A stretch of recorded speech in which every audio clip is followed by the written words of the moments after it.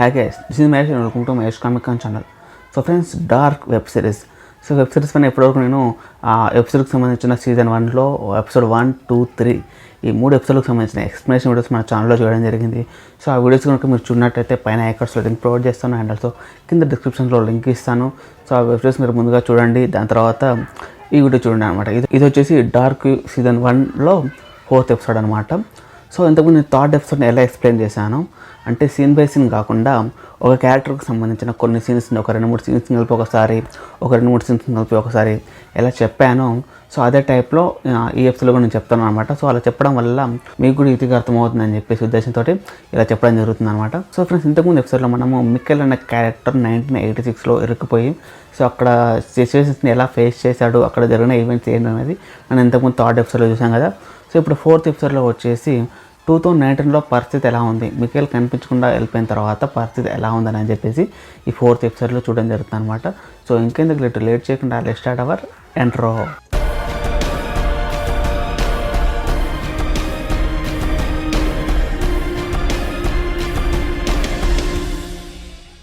Welcome back guys. So friends, మనకి 4th episode స్టార్టింగ్లోనే కొన్ని వీడియో క్లిప్స్ ప్లే అవుతూ ఉంటాయి, దాంతోపాటుగా వాయిస్ ఓవర్ ఒకటి వస్తూ ఉంటుంది. సో ఆ ప్లే వీడియో క్లిప్స్ మనం చూసుకున్నట్టయితే ఎగ్జాంపుల్గా ఎరిక్ని మనం చూస్తాం కదా, ఎపిసోడ్ 2లో చనిపోవడం చూస్తాం కదా. సో ఆ ఎరిక్ యొక్క dead body and also Eric చనిపోవడానికి కారణమైన ఒక మిషన్ చూస్తాం అండ్ ఆల్సో ఎరిక్ చంపిన అతను వంటి మీద ఒక రకమైన టాటూ వేసుకొని ఉండడం చూస్తాము. సో ఆ టాటూ మనకు అబ్జర్వ్ చేసినట్టయితే అది ఒక ఎమరాల్డ్ ట్యాబ్లెట్ అనమాట. సో అది వచ్చేసి పురాణాలలో సృష్టి ఆవిర్భావం ఎలా జరిగిందని చెప్పేసి ఆ ట్యాబ్లెట్ పైన రాసి ఉంటుంది అనమాట. అంటే ఆ టాటూ వేసుకున్న వ్యక్తిని మనం చూడడం జరుగుతుంది. దాంతోపాటుగా ఎపిసోడ్ 2లో వినడానికి కొత్తగా వచ్చిన వ్యక్తి తన దగ్గర ఉన్న ఈ జర్నీ త్రూ టైమ్ అనే బుక్ను చదువుతూ ఉండడం చూస్తాము. ఆ తర్వాత కొన్ని బొమ్మల్ని, అదే వుడ్ తోటి చిన్న చిన్న చెక్కలతో చేసిన బొమ్మల్ని మనం వేస్తుండో చూస్తాము. ఆ తర్వాత మన హెల్ప్ డాప్లర్ టిక్ టాక్ అని అరుస్తూ అదే కలవరిస్తూ ఉండడం. ఫైనల్గా ఒక విండోలో ఉన్న కేవ్ నుంచి ఒక అజ్ఞాత వ్యక్తి బయటికి రావడం చూస్తాం. సో ఇలా కొన్ని ఆ వీడియో క్లిప్స్ మనకు ప్లే అవుతూ ఉండగా బ్యాక్గ్రౌండ్లో ఒక రకమైన వాయిస్ ఓవర్ వస్తుంది మనకి. అది వచ్చేసి బ్లాక్ హోల్ అనేది ఈ విశ్వంలో ఉన్న ఒక హెల్ మౌత్. సో ఏదైనా సరే ఆ బ్లాక్ హోల్ లోపలికి వెళ్ళినప్పుడు అది అక్కడ నుంచి డిసప్పేర్ అయిపోతుంది అని వాయిస్ ఓవర్ వస్తూ, ఆ వాయిస్ ఓవర్ ఇస్తున్న వ్యక్తి మనల్ని ఒక క్వశ్చన్ కూడా చేస్తాడనమాట. ఆ బ్లాక్ హోల్లో ఏదైనా దారి ఉంటుందా, ఆ బ్లాక్ హోల్లో వెళ్ళిన ఏదైనా సరే దాంతోపాటుగా ఆ టైం అండ్ ఆల్సో స్పేస్ కూడా జరిగిపోతాయా, డిసప్పేర్ అయిపోతాయా, లేదా ఆ స్పేస్ అండ్ టైం ఒకదాంతో ఒకటి ముడిపడి ఒక ఎండ్లెస్ సైకిల్లో కలిసిపోతాయా అనే క్వశ్చన్ అనిపిస్తుంది. అండ్ ఫైనల్లీ గతం నుంచి వచ్చిన ప్రతి ఒక్కటి భవిష్యత్తు యొక్క ప్రభావం ద్వారా ఏర్పడిందా, వచ్చిందా అని చెప్పేసి ఒక క్వశ్చన్ ఉంటుంది. సో మీరు కనుక ఈ లాస్ట్ వర్డ్ని అబ్జర్వ్ చేసినట్టయితే ఈ వర్డ్ని మీరు బాగా గుర్తుపెట్టుకోండి. సో దీనికోసం చిన్న ఎగ్జాంపుల్ చెప్తాను. సో గతం నుంచి ఒకటి వచ్చింది అనుకుందాం. అంటే మనకు ఫర్ ఎగ్జాంపుల్ ఇప్పుడున్న టీవీలు చూసాం, స్మార్ట్ టీవీ చూసాం కదా. సో ఆ స్మార్ట్ టీవీ ఇప్పుడు ఇలా ఉంది అంటే గతంలో ఇది ఒక డబ్బా షేప్లో ఒక రకమైన టీవీలా ఉండేది. 50sలో మరో రకమైన డబ్బా షేప్లో ఉన్న టీవీలా ఉండేది. సో ఆ టీవీ యొక్క ఆలోచన అనేది అది తయారు చేసిన వాళ్ళకి ఇప్పుడున్న టీవీని, ఇప్పుడు కొత్త జనరేషన్ ఉన్న టీవీని చూడడం ద్వారా వాళ్ళు దీనివల్ల ప్రభావం చెంది వాళ్ళ రకమైన టీవీని సృష్టించారా అని చెప్పేసి దీని అర్థం అనమాట. ఎగ్జాంపుల్ తీసుకుంటే మనం టీవీ ఎగ్జాంపుల్ తీసుకున్నాం కానీ సో అలా ఏదైనా సరే గతం నుంచి వచ్చిన ప్రతి ఒక్కటి భవిష్యత్తు నుంచి వచ్చిన దాని ప్రభావం ద్వారా వచ్చిందా అని చెప్పేసి ఒక క్వశ్చన్ అయితే మనం ఆడడం జరుగుతుంది. సో ఈ క్వశ్చన్కి మనకి ఫ్యూచర్లో ఆన్సర్లు దొరకవు ఆ ఎపిసోడ్స్లో కూడా. కాకపోతే ఈ క్వశ్చన్ యొక్క ఇంపాక్ట్ అయితే మనకి ఈ డార్క్ సీజన్కి సంబంధించిన సీజన్ 2లో ఇంపాక్ట్ కనిపిస్తుంది. ఈ క్వశ్చన్ తగ్గ ఇంపాక్ట్ అయితే అందులో మనం చూస్తాం అనమాట. సో ఇది కొంచెం కన్ఫ్యూజింగ్గా వియర్డ్గా ఉంటుంది, అయినా పర్లేదు సరే వినేసేయండి. ఓకే, మనకి ఇది అయిపోయిన తర్వాత ఈ వాయిస్ ఓవర్ అండ్ ఆల్సో బ్యాక్గ్రౌండ్లో వచ్చే ఈ వీడియోస్ అయిపోయిన తర్వాత మనకి ఈ సిరీస్కి సంబంధించిన ఇంట్రో సాంగ్ వస్తుంది. సో మీకు ఇంట్రెస్ట్ అనిపిస్తే ఇంట్రో సాంగ్ చూడండి. నేను కూడా ఇంట్రో సాంగ్ని చూడమని చెప్తాను. కొంచెం బాగుంటుంది, మ్యూజిక్ కానీ విజువల్స్ కానీ బాగుంటాయి. అండ్ ఆల్సో మనకి ఈ ఎపిసోడ్లో కనిపించే కొన్ని ఇంట్స్ కూడా మనం ఆ ఇంట్రో సాంగ్లో చూడడం జరుగుతుంది అనమాట. ఒకసారి ఇంట్రెస్ట్ ఉంటే చూడండి, లేకపోతే లైట్ తీసుకొని స్కిప్ చేయండి. అండ్ ఇంట్రో సాంగ్ అయిపోయిన తర్వాత మనకి ఈ ఎపిసోడ్ యొక్క పేరు కనపడుతుంది అనమాట. అది వచ్చేసి డబుల్ లైవ్స్. ఈ ఇంట్రో సాంగ్ తర్వాత చార్లెట్ ఫ్యామిలీని చూస్తాం అనమాట. సో ఆ చార్లెట్ ఇంట్లో చార్లెట్ పెద్ద కూతురు ఫ్రాన్సిస్కా తన లిప్స్టిక్ ఎవరో తీసుకున్నారు అని చెప్పేసి బాగా అరుస్తూ, సో ఆ లిప్స్టిక్ తీసుకునేది తన చెల్లి ఎలిజబెత్ ఏమనుకుని తను అడగడానికి బయలుదేరుతూ ఉంటుంది. సో ఇక్కడ ఎలిజబెత్ వచ్చేసి తనకి చెవులను పడవ అంటే అసలు మాటలు రావన్నమాట. సో తను అడగడానికి వాళ్ళ అక్క కోపంతో వెళ్తూ ఉంటుంది. అదే టైంలో చార్లెట్ అండ్ ఆల్సో పీటరు ఇద్దరు తమ గదుల నుంచి బయటకు రావడం చూస్తూ ఉంటాం. కాకపోతే వీళ్ళిద్దరు మొగుడు పిల్లలు ఒకటే ఇంట్లో ఉన్నప్పటికీ సపరేట్ రూమ్ నుంచి బయటకు వస్తున్నారు. అంటే సంథింగ్ వీళ్ళిద్దరి మధ్యలో ఏదో ఇష్యూస్ ఉన్నాయి, మొగుడు పిల్లలు ఏదో విషయంలో గొడవ పడ్డారు, ప్రస్తుతానికి కలిసి లేరు అనే అనుమానం అయితే మనకు దీంట్లో ఈ సీన్ ద్వారా రావడం జరుగుతుంది. సో వాళ్ళు అలా గది నుంచి బయటకు వచ్చిన తర్వాత చార్లెట్ ఉండేసి నేను మన చిన్న అమ్మాయి ఎలిజబెత్ని తీసుకొని స్కూల్లో డ్రాప్ చేసి పోలీస్ స్టేషన్కి వెళ్తా ఉంటుంది. పీటర్ వచ్చేసి నేను మా డాడీని హెలికాప్టర్ని కలిసేసి ఆఫీస్కి వెళ్తా అని అంటాడు. సో ఇలా వాళ్ళు అనుకున్న తర్వాత మనం ఫ్రాన్సిస్ని అబ్జర్వ్ చేస్తే ఫ్రాన్సిస్కి వెళ్ళేసి తన చెల్లెలు ఎలిజబెత్ని తిడుతూ ఉంటుంది, తన లిప్స్టిక్ నువ్వే తీసుకున్నావు అని చెప్పేసి. సో ఎలిజబెత్ చూసేసి నేను ఇంకా నాకు 8 years నేను ఇంకా లిప్స్టిక్ యూజ్ చేసి వేసి కదా అని చెప్పేసి దానికి ఆన్సర్ వస్తుంది. సో అదే టైంలో వెనకాల నుంచి చార్లెట్ వచ్చేసి నేను స్కూల్లో డ్రాప్ చేస్తాను, పది రెడీ అవ్వ అని చెప్పేసి అంటుంది. ఆ తర్వాత ఫ్రాన్సిస్ కూడా అడుగుతుంది అనమాట, నువ్వు కూడా డ్రాప్ చేయాలంటే ఫ్రాన్సిస్కి నేను ఇంకా చిన్న పిల్లలు కాదని చెప్పేసి అక్కడ నుంచి వెళ్ళిపోతుంది. సో అప్పుడు ఎలిజబెత్ సైగల్తో మికెల్ గురించా అని చెప్పేసి అడుగుతుంది. దానికి చార్లెట్ రిప్లై ఇస్తూ అవును మికెల్ విషయం గురించి మీ అక్క అలా అప్సెట్ అయి వెళ్ళిపోతుంది అని చెప్పేసి చెప్తుంది. దానికి రిప్లైగా మళ్ళీ మన ఎలిజబెత్ వచ్చేసి మికెల్ మీద కనిపెట్టారా అంటే వాళ్ళ మమ్మీ నేను ఆఫీస్ విషయాలు పోలీస్ విషయాలు నీతో మాట్లాడానని చెప్పేసి అంటుంది. ఆ తర్వాత ఎలిజబెత్ నాకు ఈ మికెల్ అంటే నచ్చడు, అతను చాలా పొగరుగా రూడ్గా ఉంటాడు, సో అతను రాకపోయినా నాకేం పర్వాలేదు అని చెప్పేసి అంటే మికెల్ అంటే తనకు ఇష్టం లేదు అన్నట్టు చెప్తుంది అనమాట చార్లెట్తో. ఆ తర్వాత చార్లెట్ ఎలిజబెత్ని తీసుకుని తన స్కూల్గా బయలుదేరుతుంది. సో స్కూల్కి బయలుదేరలే రూట్లోనే మధ్యలో రోడ్డు దగ్గర ఓ దగ్గర కార్ నాపి ఆ పక్కన ఉన్న ఒక స్తంభానికి wild life observation CC camera ఉంటుందన్నమాట. సో ఆ కెమెరా నుంచి మెమరీ కార్డు బయటకు తీసి తన దగ్గర పెట్టుకొని ఆ కార్లోకి వచ్చి మళ్ళీ కూర్చుంటుంది. సో దానికి ఎలిజబెత్ వచ్చేసి నువ్వు దొంగతనం చేసావా అని అడుగుతున్నది. దానికి మన చార్లెట్ రిప్లై ఇస్తూ నేను దొంగతనం చేయట్లేదు, ఒక కేసుకు సంబంధించిన ఎవిడెన్స్ని కలెక్ట్ చేస్తున్నాను, సో ఎవిడెన్స్ కలెక్ట్ చేయడానికి దొంగతనానికి చాలా తేడా ఉంది అని చెప్పేసి తన బిడ్డకు చెప్తుంది. ఆ తర్వాత మన చార్లెట్ ఎలిజబెత్ని స్కూల్ కార్డ్ డ్రాప్ చేసి నేను ఈవినింగ్ మళ్ళీ వచ్చి నేను పికప్ చేసుకుంటాను అని చెప్పేసి చెప్తుంది. సో తను అలా చెప్తుంటే కూడా ఎలిజబెత్ వాళ్ళ అమ్మని చూడకుండా పక్కన వేరే అబ్బాయి దగ్గర చూస్తూ ఉంటుంది. సో చార్లెట్ ఉండే ఆ అబ్బాయి ఎవరు అంటే తను నా బాయ్ ఫ్రెండ్ యాసిన్ అని చెప్పేసి అంటుంది. సో దానికి మన చార్లెట్ కొంచెం షాక్ అవుతుంది. సో అలా షాక్ అయ్యి కూడా మన చార్లెట్ లైట్ తీసుకుంటుంది. సో అప్పుడు ఎలిజబెత్ ఉండేసి చార్లెట్ని పట్టుకొని తన హెడ్ పైన కిస్ చేసి వెళ్ళిపోతుంది. సో ఇక్కడ మనము చార్లెట్కి అండ్ ఆల్సో ఎలిజబెత్కి మధ్యలో ఉన్న మదర్ అండ్ డాటర్ రిలేషన్షిప్ ఎంత మంచిగా ఉందో చూడడం జరుగుతుంది. ఆ తర్వాత మన చార్లెట్ అక్కడ నుంచి తన పోలీస్ స్టేషన్కి వెళ్ళిపోతుంది. సో ఇదిలా ఉండగా మళ్ళీ వేరే దగ్గర జోనస్ని మనం చూస్తాం. సో జోనస్ తన రూమ్లో ఒంటరిగా కూర్చొని వాళ్ళ డాడీ రూమ్లో ఇంతకుముందు మన జోనస్కి ఒక మ్యాప్ దొరికింది ఎపిసోడ్ 2లో. సో ఆ మ్యాప్ని బాగా అబ్జర్వ్ చేస్తూ ఉంటారు. సో ఆ మ్యాప్లో మనము వేర్ ఈజ్ క్రాసింగ్ అని చెప్పేసి ఒక లెటర్ని మనం అబ్జర్వ్ చేస్తాం కదా. సో దాన్ని చూస్తూ ఉంటాడు. సో అలా దాన్ని చూస్తూ ఉంటే అది ఎంతో కనిపెట్టాలని చెప్పేసి జోనస్ అనుకుంటాడు. అలా అనుకొని ఆ మ్యాప్ని మొత్తాన్ని మడత పెట్టేసి దాన్ని బ్యాగ్లో పెట్టుకొని నేను స్కూల్కి వెళ్తున్నాను అని చెప్పేసి వాళ్ళ అమ్మ హ్యానాకి చెప్పేసి మన జోనస్ బయటకు బయలుదేరుతాడు. సో బయలుదేరిన తర్వాత స్కూల్కి వెళ్ళకుండా డైరెక్ట్గా సరాసరి విండన్లో ఉన్న కేవ్స్ దగ్గరికి వెళ్తాడు అనమాట. సో ఆ కేవ్స్లో ఉన్న సీక్రెట్ క్రాసింగ్ ఏంటి, క్రాసింగ్ ఎక్కడుంది అని తెలుసుకోవడానికి ఆ కేవ్లకు వెళ్తూ ఉంటాడు. సో మన జోనస్ అలా కేవ్లోకి వెళ్తున్నప్పుడు తనను ఒక వ్యక్తి దూరం నుండి చూస్తూ అబ్జర్వ్ చేస్తూ ఉండడం కూడా మనం గమనిస్తాం. సో ఆ వ్యక్తి ఎవరో కదా మనకు ఎపిసోడ్ 2లో ఆ విండన్కి కొత్తగా వచ్చిన వ్యక్తి ఒక అతను సూట్ కేసు పట్టుకొని వచ్చాడు, రెజినా టైడ్మన్ హోటల్లో రెంట్కున్నాడని చెప్పాను కదా. సో ఆ వ్యక్తే ఈ జోనస్ లోపలికి వెళ్ళాలని అబ్జర్వ్ చేస్తూ ఉంటాడు. అండ్ ఆల్సో తన చేతిలో టైం కూడా చూసుకుంటూ ఉంటాడు అనమాట. సో ఏ టైంకి లోపలికి వెళ్ళాడని చెప్పి కూడా అబ్జర్వ్ చేస్తూ ఉంటాడు. ఇది ఇలా ఉండగా మనకు ఇందాక సీన్లో పీటర్ చార్లెట్తో వాళ్ళ డాడీని కలిసి ఆఫీస్కి వెళ్తా అంటాడు కదా. సో అదే క్రమంలో తను రెస్ట్ హోమ్లో ఉన్న తన డాడీ దగ్గరికి వెళ్ళి తనను క్వశ్చన్ చేస్తాడు, వాళ్ళ డాడీని క్వశ్చన్ చేస్తాడు, నువ్వు ఎందుకు మాటకి ఇలా హోమ్ నుంచి బయటకు వెళ్ళేసి అలా కలవరిస్తున్నావు అని చెప్పేసి తన డాడీని క్వశ్చన్ చేస్తాడు. సో దానికి రిప్లై ఇస్తూ వాళ్ళ డాడీ హెడ్ డాక్టర్ ఏమంటాడంటే నేను తనకు చెప్పాలి, ఇది ఆపాలని చెప్పేసి తనకు చెప్పాలని చెప్పేసి మళ్ళీ కలవరిస్తూ ఉంటాడు. సో దానికి పీటరు ఏం చెప్పాలి, ఎవరికి చెప్పాలని అడుగుతూ ఉండగా మన హెలికాప్టర్ సైలెంట్గా దానికి ఆన్సర్ ఇవ్వకుండా టిక్ టాక్ అని అంటూ ఉంటాడు. సో ఇలా హెలికాప్టర్ ఇలా ఎందుకు బిహేవ్ చేస్తున్నాడంటే ఇంతకుముందు ఇతనికి ఒక యాక్సిడెంట్ అయ్యి ఉంటుందన్నమాట. సో యాక్సిడెంట్ వల్ల ఇతనికి ఒక మెంటల్ కండిషన్ ఖరాబ్ అయిపోవడం వల్ల ఇతను అలా బిహేవ్ చేస్తూ ఉంటాడు అనమాట. ఏం చేస్తున్నాడో ఏదో వాగుతూ ఉండడం, ఏదో కలవరిస్తూ ఉండడం, ఏదో భయపడుతుండడం అలా చేస్తూ ఉంటాడు. సో యాక్సిడెంట్ ఏంటి అనేది కూడా మనకు చాలా ఇంపార్టెంటే. సో యాక్సిడెంట్ గురించి మనం సీజన్ 2లో చూడడం జరుగుతుంది. అండ్ ఆ యాక్సిడెంట్ కూడా కొంచెము వింతగా అయితే అనిపిస్తుంది ఆ సీన్ మనం చూసినప్పుడు.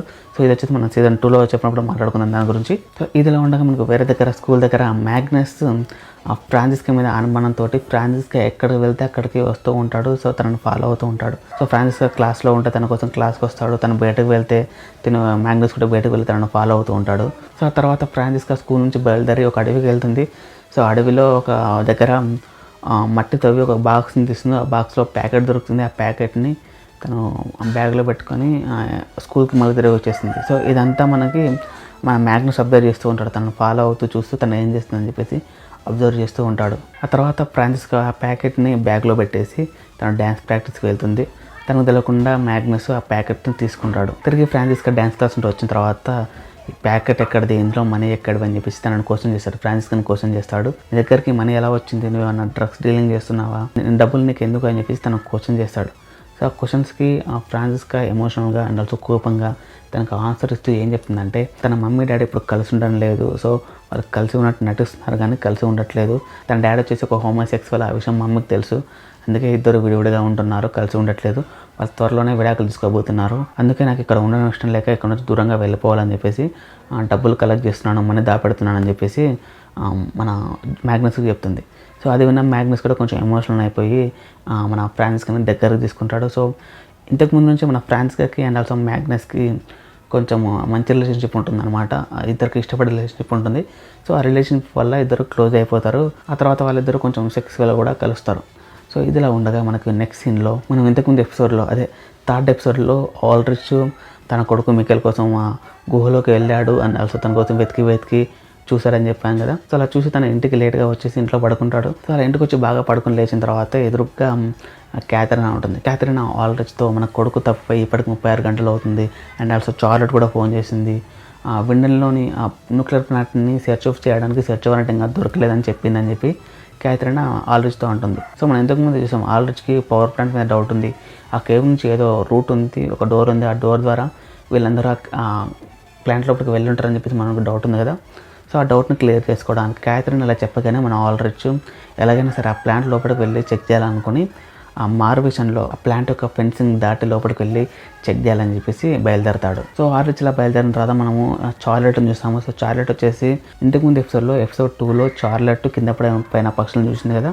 సో అలా ఆ పక్షుల్ని కొన్నింటిని తీసుకొచ్చి డాక్టర్స్ దగ్గర దాన్ని టెస్ట్ చేపిస్తుంటుంది అనమాట. ఆ పక్షులు ఎందువల్ల రాళ్ళు కింద పడిపోయాయని చెప్పేసి ఒక పోస్ట్ మార్టం టైప్లో అలా చేస్తుంటుంటే సో ఆ డాక్టర్ చార్లెట్కి ఏం చెప్తుందంటే సో వాటి చెవుల పైన ఎక్కువ ప్రెజర్ పడి అవి చనిపోయాయని చెప్పేసి డాక్టర్ చెప్తుంది. సో ఇంతకుముందు మనం చూసాం ఎపిసోడ్ 2లో కూడా చనిపోయిన డెడ్ బాడీ కూడా ఇలా చెవుల దగ్గర ఎక్కువ ప్రెజర్ పడి ఆ ఫేస్ మొత్తం కాలిపోయిందని డాక్టర్ చెప్పింది. అండ్ ఆల్సో ఇప్పుడు ఆ బర్డ్స్ కూడా సేమ్ సిచ్యువేషన్ ఫేస్ చేసిందని చెప్పి చెప్తుంది. దాంతోపాటు ఒక చార్లెట్ ఉండి ఈ బర్డ్స్ పైన వైట్ ఫెదర్స్ ఉన్నాయి.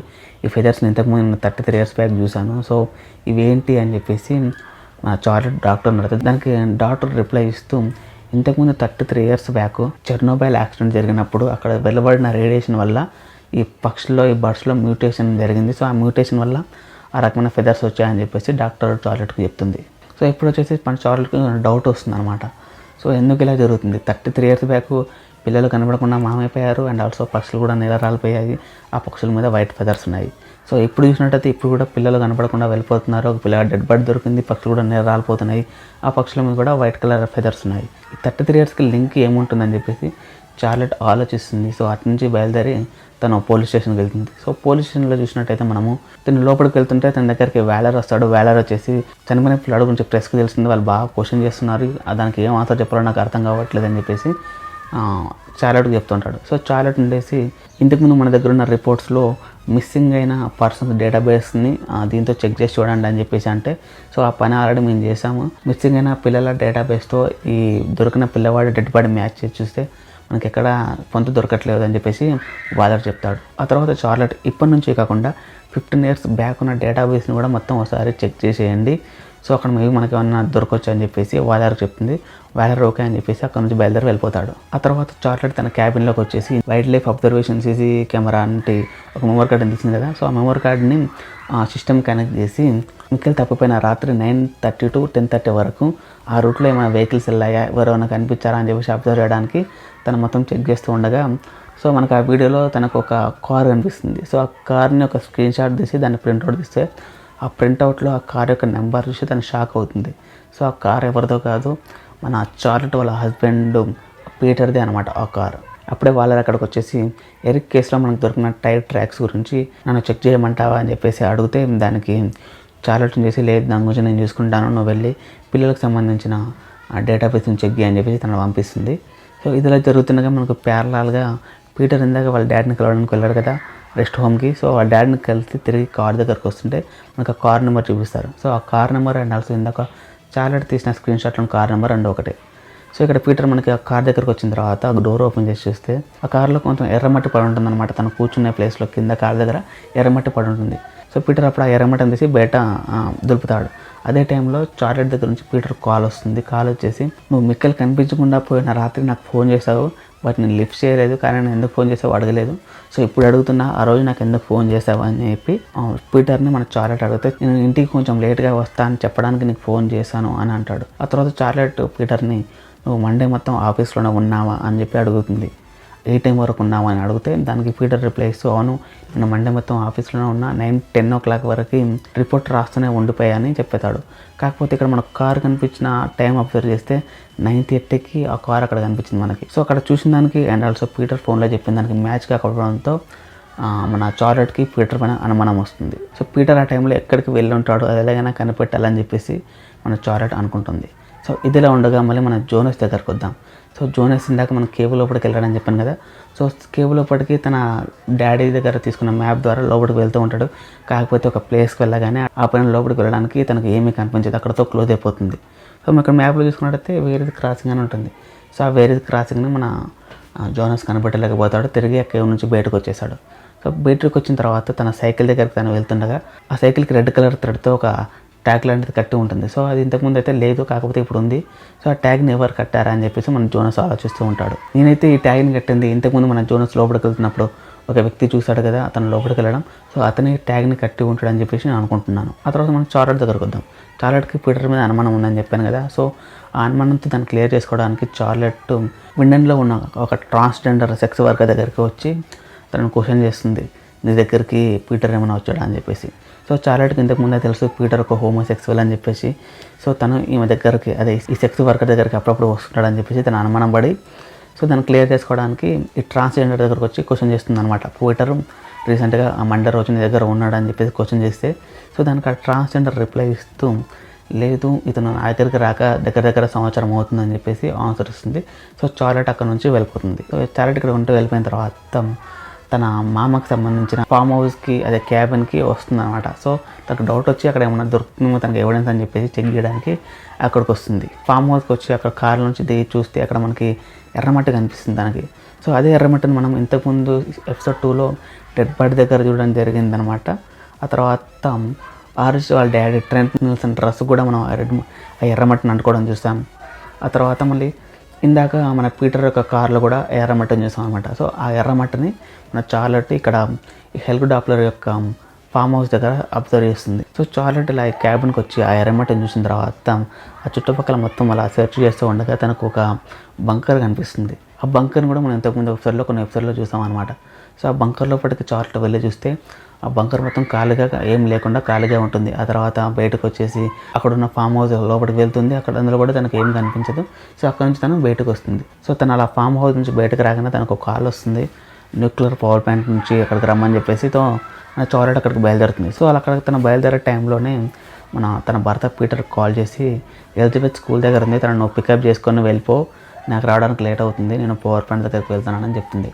సో దానికి రిప్లైగా మన పీటర్ ఓకే నేను రిసీవ్ చేసుకుంటాను, నేను పికప్ చేసుకుంటానని అంటాడు. ఆ తర్వాత మళ్ళీ చార్లెట్ నువ్వు నాకు సంవత్సరం క్రితం ఒక ప్రామిస్ చేసావు, నీకు తెలిసిన ఏ విషయమైనా నీకు సంబంధించిన ఏ విషయమైనా నాకు చెప్తానని చెప్పేసి నువ్వు ప్రామిస్ చేసావు అని చెప్పేసి పీటర్ని అడుగుతుంది. సో దానికి పీటర్ రిప్లై ఇస్తూ అవును అని చెప్పి నాకు లేట్ అవుతుంది, తొందరగా వెళ్ళి ఎలిజబెత్ని పికప్ చేసుకోవాలని చెప్పేసి ఫోన్ కట్ చేస్తాడు. ఆ తర్వాత మన చార్లెట్ పవర్ ప్లాంట్ దగ్గరికి బయలుదేరుతుంది. సో అక్కడ పవర్ ప్లాంట్ దగ్గరికి బయలుదేరిన తర్వాత అక్కడ అలెగ్జాండర్ టైడ్మన్ తిరిగిన ఒక రూమ్లోకి తీసుకెళ్తాడు. సో ఆ రూమ్లో మనము ఆల్డ్రిచ్ నిల్సన్ చూస్తాం. సో ఇంతకుముందే మనం చూస్తాం ఆల్డ్రిచ్ నిల్సన్ దొంగతనంగా పవర్ ప్లాంట్ లోపలికి వెళ్ళి తన కొడుకు కోసం వెతకాలని అనుకుంటాడు కదా, అది మనం చూసాం. సో అలా వెతకాలని చెప్పేసి మన ఆల్డ్రిచ్ నిల్సన్ పవర్ ప్లాంట్ లోపలికి వెళ్తే పవర్ ప్లాంట్ యొక్క సెక్యూరిటీ గార్డ్స్ తనను పట్టుకొని బంధించడం జరుగుతుంది అనమాట. సో తనను విడిపించడానికి మన చార్లెట్ అక్కడికి వెళ్తుంది. సో అక్కడికి వెళ్ళేసి ఆల్డ్రిచ్ని విడిపించి అక్కడ నుంచి తన కారు రివర్స్ తీసుకొస్తుండగా చార్లెట్ ఆర్లిచ్తో నేను ఇంకా అరెస్ట్ చేయలేదు, అలెగ్జాండర్ నీ మీద కేసు పెట్టినందుకు సంతోషించు అని చెప్పేసి ఆల్రిచ్తో ఉంటుంది. సో దానికి రిప్లైగా ఆల్రిచ్ తప్పిపోయింది నీ కొడుకు కాదు, అలెగ్జాండర్ కొడుకు కాదు, తప్పిపోయింది నా కొడుకు, ఆ బాధ నాకు తెలుస్తుంది. సో మీ పిల్లలు కూడా తప్పిపోయి ఉంటే నీకు ఆ బాధ తెలుస్తుంది అని చెప్పేసి అని కారు ఆపమని చెప్పి అక్కడ నుంచి వెళ్ళిపోతాడు. సో ఇదిలా ఉండగా మనకు పీటర్ ఇందాక ఎలిజబెత్ని పికప్ చేసుకోవడానికి స్కూల్కి వెళ్తాడని చెప్పాను కదా. సో తను అలా బయలుదేరుతూ ఉంటాడు స్కూల్కి. సో అదే టైంలో మన ఎలిజబెత్ తన బాయ్ ఫ్రెండ్ యాసిన్తో మాట్లాడుతూ ఉంటుంది. సో యాసిన్ వాళ్ళ అమ్మ వచ్చేసి యాసిన్ని తీసుకెళ్తుంది. సో ఎలిజబెత్ కొంచెంసేపు వెయిట్ చేస్తుంది, వాళ్ళ అమ్మ వస్తుందో అని చెప్పేసి వెయిట్ చేస్తుంది. అండ్ ఆల్సో బ్యాగ్లో నుంచి లిప్స్టిక్ తీసి తను పెట్టుకుంటుంది. సో ఇక్కడ మనకు అర్థమైపోతుంది ఎపిసోడ్ స్టార్టింగ్లో ఫ్రాన్సిస్కా ఏ లిప్స్టిక్ గురించి కోప్పడిందో అదే లిప్స్టిక్ని ఈ పిల్ల దొంగతనంగా తీసుకొచ్చి లిప్స్టిక్ వేస్తుందని అర్థమైపోతుంది అనమాట. సో ఇలా లిప్స్టిక్ వేసుకున్న తర్వాత తను కొంచెం సేపు వాళ్ళ అమ్మ కోసం వెయిట్ చేసి ఇంకా వాళ్ళ అమ్మ రాదనుకొని అక్కడ నుంచి నడుచుకుంటూ ఇంటికి వెళ్ళిపోదాం అని చెప్పేసి బయలుదేరుతుంది. సో నడుచుకుంటూ వెళ్ళిపోయే రూట్లో తను ఒక చాక్లెట్ వ్యాపారం చూస్తుంది. సో ఆ వ్యాపారం మనం అబ్జర్వ్ చేసినట్టయితే దాని మీద రైడర్ అని ఉంటుంది.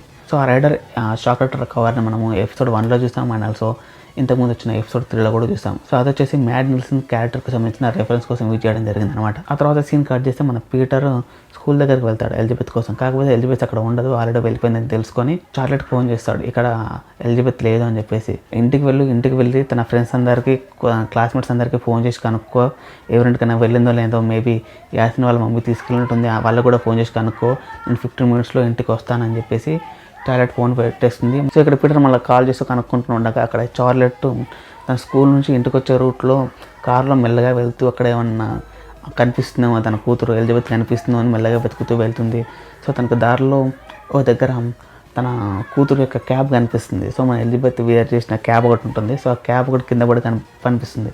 సో క్యాబ్ని తీసుకొని చుట్టుపక్కల మొత్తం వెతికి ఎలిజబెత్ కనిపించకపోతే తిరిగి ఇంటికి వస్తుంది. తిరిగి ఇంటికి వచ్చిన తర్వాత తన భర్తకి ఆ క్యాబ్ చూపించి ఏడుస్తుంది అనమాట. ఇంకా తన కూతురు ఇంటికి రాలేదు, తప్పిపోయి ఉంటుందేమో అని చెప్పేసి బాధపడుతుంది. అది చూసి పీటర్ కూడా తన దగ్గర తీసుకొని ఇద్దరు బాధపడుతూ ఉంటారు. అండ్ ఇక్కడ మళ్ళీ మనకు ఒక సాంగ్ కూడా వస్తుంది. సో ఇంతకుముందు ఎపిసోడ్లో చెప్పినట్టు ఈ సాంగ్లో కూడా ఎవరెవరి సిచ్యువేషన్స్ ఎలా ఉంటాయి, ఏ క్యారెక్టర్కి సిచ్యువేషన్ ప్రస్తుతం ఎలా ఉంది అని చెప్పేసి కొన్ని క్లిప్స్ చూపిస్తారు.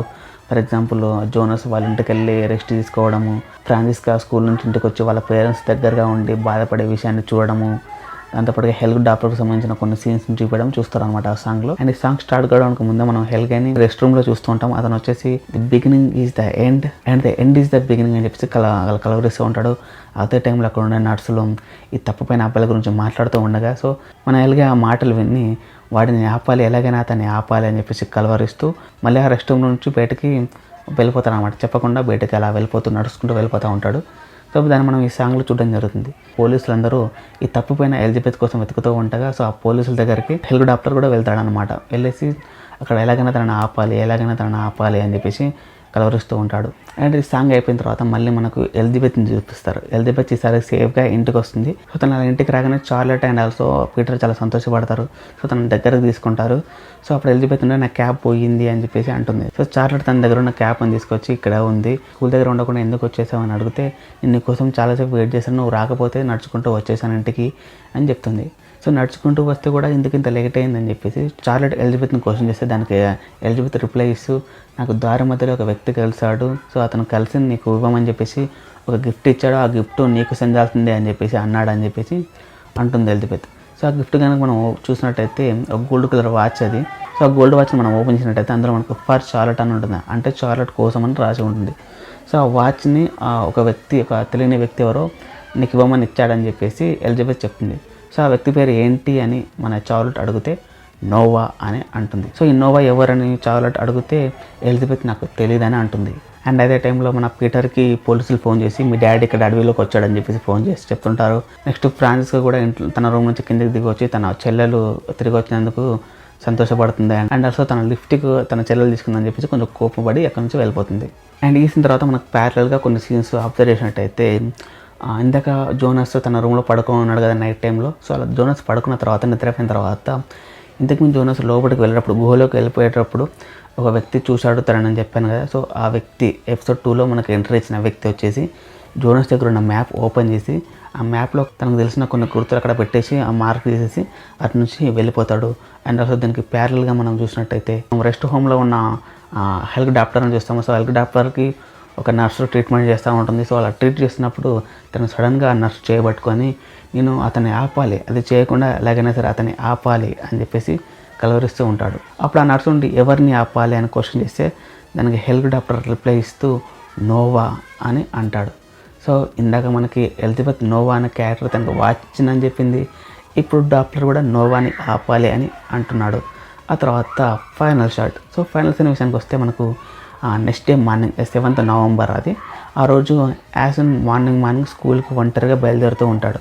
సో నేను ఇంకా చిన్నపిల్లగానే కాదు, నన్ను ఇంకా ఎవరో స్కూల్లో డ్రాప్ చేయాల్సిన అవసరం లేదు, నేను ఒక్కని స్కూల్కి వెళ్ళగలను అని చెప్పేసి అతను నడుచుకుంటూ స్కూల్కి వెళ్ళిపోతున్నాడు. మనకి అబ్జర్వ్ చేస్తే ఈ యాసిన్ ఎలిజబెత్కి బాయ్ ఫ్రెండ్ అని తెలుసు కదా. సో ఈ యాసిన్ కూడా మాటలు రావు అండ్ ఆల్సో చెవులు కూడా వినపడవు. ఇతను అండ్ ఆల్సో ఎలిజబెత్ చాలా క్యూట్ పేరుగా అయితే ఉండడం జరుగుతుంది. సో ఇలా మన క్యూట్ బాయ్ యాసిన్ అడవి మధ్య నుంచి నడుచుకుంటూ స్కూల్కి వెళ్తుండగా సడన్గా ఒక వ్యక్తి మధ్యలో వచ్చి ఇతను ఆపుతాడు. ఆపి నువ్వు యాసిన్ కదా, నన్ను నోవా పంపించాడు అని చెప్పేసి అంటాడు. సో అక్కడితో ఆ ఎపిసోడ్ ఎండ్ అయిపోతుంది.